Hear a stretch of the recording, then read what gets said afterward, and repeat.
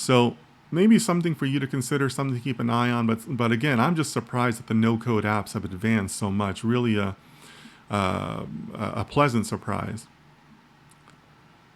The second item that I think has caught some attention, in fact, I think some of this went viral, was around Adobe and the terms of use.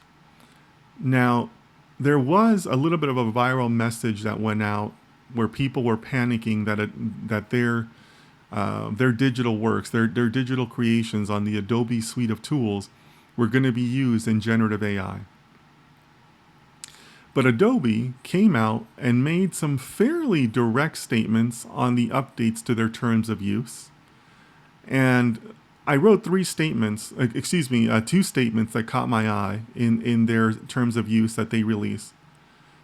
Well, they released their terms of use, and then they released this additional like press release or whatever you want to call it, this bulletin on top of that. And they said two things. One, that it emphasizes that it never has and never will use their user data to train Gen AI models. That is huge.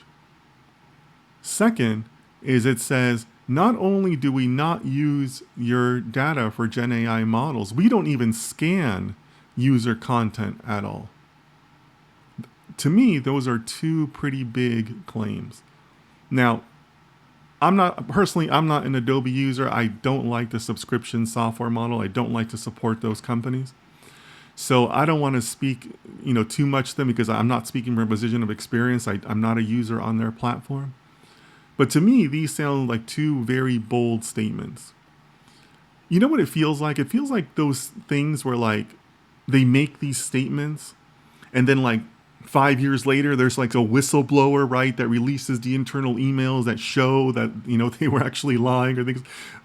I'm not saying that's going to happen to Adobe. I don't have any special information or anything like that.